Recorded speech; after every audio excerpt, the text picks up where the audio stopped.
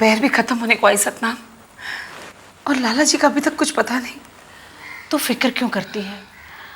दिल्ली से पानीपत आने में टाइम तो लगता है ना। पर इतना टाइम।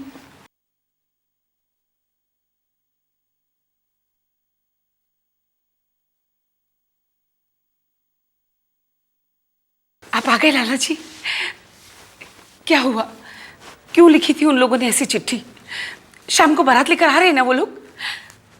आप कुछ बोलते क्यों नहीं? देखिए मेरे हाथ पैर फूल रहे हैं। बताइए ना वीर जी, आप बताइए, बारात लेके आ रहे हैं ना शाम को? परजाई जी, घबराने या फिक्र करने वाली कोई बात नहीं है, सब ठीक हो गया है। अब सतनाम, तू जा वीना को बुला के ले आ, क्या लाला जी बुला रहे हैं। हाँ हाँ, वीना को तो मैं बुला ही लूंगी, लेकिन बताइए तो सही कि वहां हुआ क्या है। और जब हम आ गए तो सब पता चल जाएगा ना। तू जा वीना को बुला लिया।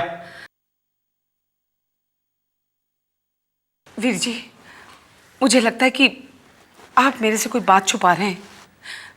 बताइए ना कि मेरी बेटी के नसीब में क्या लिखा है। बारात लेकर आ रहे हैं ना वो लोग? परजाई जी, फिक्र की कोई बात नहीं है, शाम को वीना की बारात जरूर आएगी। रब का लाख लाख शुक्र है। चलो अच्छा है, तैयार हो गई। क्या बात है सतनाम बहन जी, बारात आने का टाइम हो गया और आपने अभी तक तैयार होना भी नहीं शुरू किया। दुल्हन को तैयार होने में टाइम लगता है, हमारा क्या है, हम तो चलते फिरते तैयार हो जाते हैं। अब वीना बेटी, मेरे साथ चल, तेरे लाला जी तेरे से कुछ बात करना चाहते हैं। कमाल है, ताया जी को इस वक्त वीना दी से क्या बात करनी है? जब तेरी शादी होगी ना तो तुझे भी पता चल जाएगा। हर आदर्श माँ बाप अपनी बेटी को विदा करते समय कुछ ना कुछ शिक्षा ज़रूर देते हैं। तेरी शादी के वक्त सतनाम बहन जी भी तुझे शिक्षा ज़रूर देंगे। हाँ हाँ ज़रूर दूंगी, वो वक्त तो आने दो। हाँ वीना पुत्र, चल मेरे साथ आ।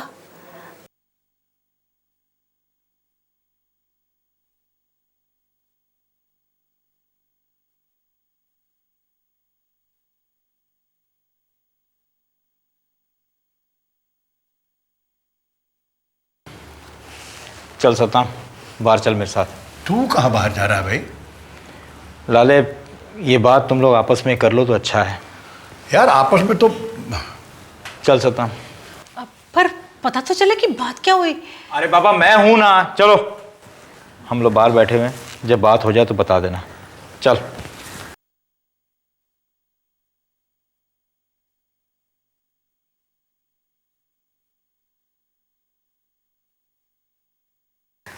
ये सब क्या हो रहा है?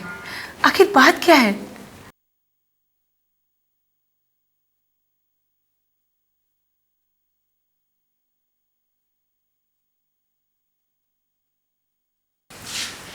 बेटा,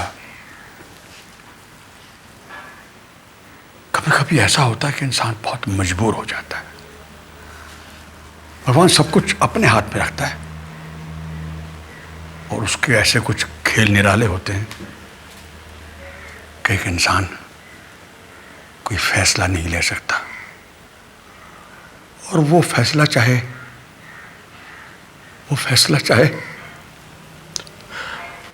उसकी अपनी बेटी के बारे में क्यों ना हो, कुछ नहीं कर सकता वो। लाला जी, आपने ऐसा क्या फैसला ले लिया जो इस तरह टूटे पड़े हो? नहीं शीला, इस वक्त तो कुछ मत बोल। मैं अपनी बेटी से बात कर रहा हूं, मुझे बात कर लेने दे। नहीं तो जो हिम्मत, जो हौसला मैंने इससे बात करने के लिए जुटाया था ना, वो बिखर जाएगा और मैं इससे पूरी बात नहीं कर सकूंगा। नहीं नहीं लाला जी, अब खुलकर बताइए क्या बात है। ठीक है बेटा, अब मैं सब कुछ खुल के बताऊंगा। और बेटा, तू अपने दादाजी की हर बात को जरा गौर से सुनना बेटा, गौर से सुनना। और देख, परेशान ना होना मेरी बच्ची, फैसला तेरा है, जो कुछ तू चाहेगी मैं वही करूंगा बेटा, मैं वही करूंगा। कल रात जब तुम सब लोग गा बजा रहे थे तो एक कोरियर आया था एक चिट्ठी लेकर, और उसमें लिखा था, उसमें मेरी बदनसीबी का फरमान लिखा था।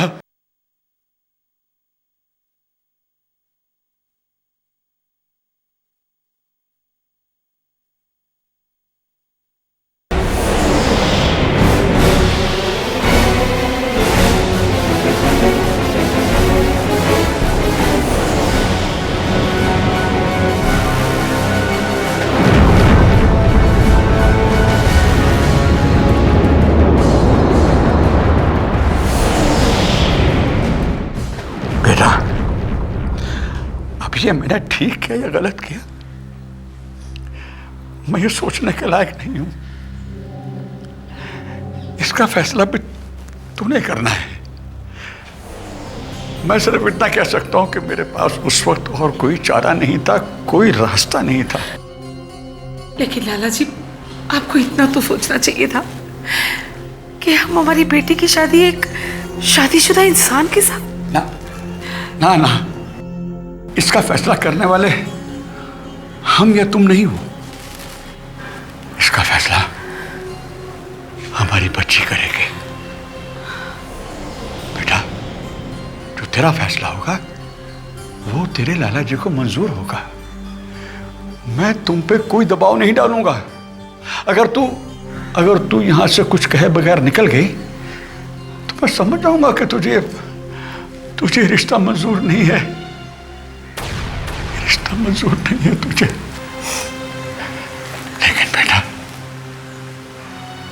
अगर तू चाहे इस बुढ़ापे में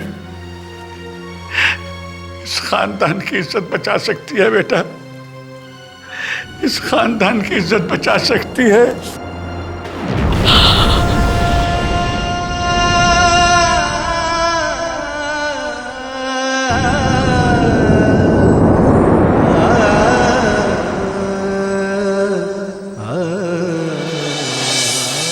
बस लाला जी, बस इतना ही समझाया आपने अपनी बेटी को। लाला जी, अगर आपको अपनी बेटी पर विश्वास नहीं था तो कम से कम अपने उन संस्कारों पर विश्वास किया होता जो आपने हमेशा अपनी बेटियों को दिए हैं। क्या आपने हमें यही सिखाया है लाला जी कि वक्त आने पर अपने माँ बाप का साथ छोड़ दे? बोलिए लाला जी, क्या यही सिखाया है आपने अपनी बच्चियों को? नहीं बेटा, नहीं। तो फिर क्या ये सिखाया है कि सारे समाज के सामने बेटियां अपने बाप की पगड़ी को उछलता देखते रहे? नहीं बेटा, नहीं, ऐसी बात नहीं है। ऐसी ही बात है लाला जी, ऐसी ही बात है। वरना आप आज अपनी पगड़ी उस बेटी के पैरों में ना रखते जिसके लिए इस पगड़ी का स्थान भगवान के स्थान के बराबर है। लाला जी, आज आपने मेरे भगवान को मेरे पैरों में रख दिया सिर्फ इसीलिए ना कि आपको अपनी बेटी पर विश्वास नहीं था। अरे लाला जी, आप मेरी शादी एक शादीशुदा इंसान से कराने से डर रहे थे। लाला जी, अगर आप मेरा हाथ किसी लूले लंगड़े तो क्या कोड़ी के हाथ में भी देते तो आपकी ये बेटी उफ तक न करती लाला जी, उफ तक न करती। मैं जानता हूँ बेटा, मैं जानता हूँ। मुझे तो अपने आप पे ही विश्वास उठ गया था। मैं तो शर्म के मारे धरती में गड़ा जा रहा था, ये सोचकर के क्या मैं अपनी इस मासूम बच्ची के साथ न्याय कर रहा हूँ? नहीं, मैं अन्याय कर रहा था, मैं अन्याय कर रहा था। बस भी कीजिए लाला जी, संभालिए अपने आप को और अपनी बेटी को भी। आपने ये कैसे सोच लिया कि आप जैसा आदमी अपनी बेटियों के साथ अन्याय करेगा? नहीं वीना की माँ, हमें सच्चाई से मुंह नहीं मोड़ना चाहिए। हर हमारी बच्ची की शादी के सपने होते हैं, कुछ उसने अपने विचार बनाए होते हैं उसके बारे में, और हम अपनी इस मासूम सी बच्ची का हाथ उस दहेजू के हाथ में दे रहे हैं। दहेजू के हाथ में नहीं, हम बहुत बड़ा गुनाह कर रहे हैं, बहुत बड़ा गुनाह कर रहे हैं हम बेटा, मानते हैं कि हम गुनाह कर रहे हैं, लेकिन इस मजबूर बाप के पास और कोई चारा नहीं है बेटा। तो क्या हुआ लाला जी? जो इंसान बिना मुझे देखे, बिना मुझे जाने मुझे स्वीकार करने को तैयार है, वो दहेजू आदमी उस गंवारे लड़के से 100 गुना अच्छा है जो अपने बाप का चेक बना घूम रहा है। वीना बिल्कुल ठीक कह रही है लाला जी। ये दुनिया की पहली लड़की तो नहीं है ना जिसकी शादी एक दहेजू के साथ हो रही है। तो ठीक कह रही है शीला, बिल्कुल ठीक कह रही है तू। मैं कुछ समय के लिए ये भूल गया था कि दुनिया में सबको सब कुछ नहीं मिल जाता। लड़का अगर दहेज हो तो क्या हुआ, परिवार तो अच्छा है ना, है? अरे मुझसे क्या, तू रंजीता से पूछ ले। ओहो, मुझे फौरन जाके उसे बताना चाहिए कि हमारी वीना मान गई है। वो दोनों बेचारे परेशान होंगे वहां पर। ये तो बेचारी वीना के नसीब में बहुत बड़ी बेइंसाफी हो गई। रब भी कभी कभी बेकसूरों को ही सजा दे देता है। किसको पता था कि वीना जैसी सुशील कुड़ी के नसीब में एक दुहाजू लड़का लिखा है। रब के खेल बहुत ही निराले हैं सतनाम कोरे, और क्या पता वीना के लिए भी उसने कुछ अच्छा ही सोच रखा हो। अरे फिर ये तो अच्छा है ना कि नंदलाल जैसे लालची आदमी के घर जाने से अच्छा है कि वो इस घर में जा रही है। आपकी ये बात भी सही है। वो तो शुक्र है कि लड़की विदा होकर नंदलाल के घर नहीं गई तो उन्होंने अपनी औकात दिखा दी। कहीं एक बार विदा होकर उनके घर चली जाती तो वो जिंदगी भर पता नहीं क्या क्या मांगते रहते। तू ठीक कह रही है सतनाम कोरे, बस एक बार वीना मान जाए तो लाले की आधी परेशानी दूर हो जाए।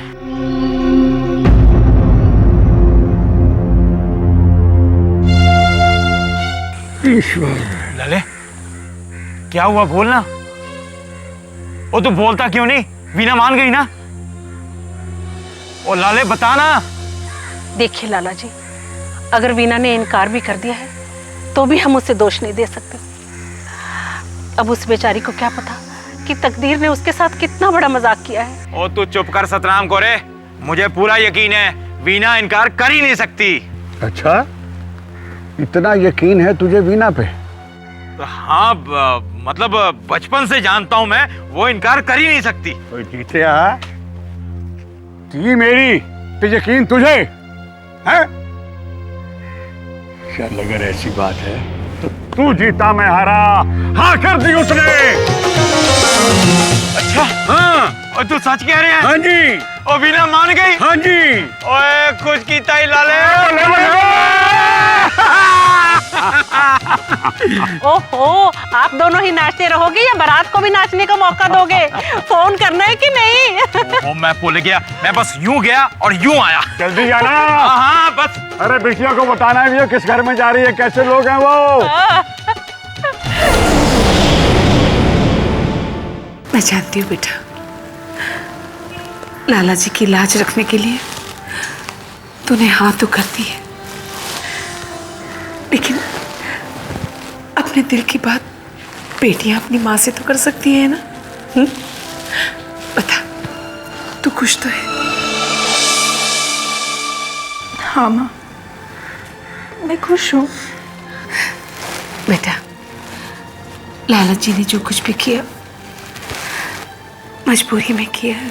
नहीं माँ, लाला जी ने ऐसा कुछ भी नहीं किया है जिस पर किसी तरह का कोई दुख या पछतावा हो, बल्कि मुझे मेरे लाला जी पे गर्व है।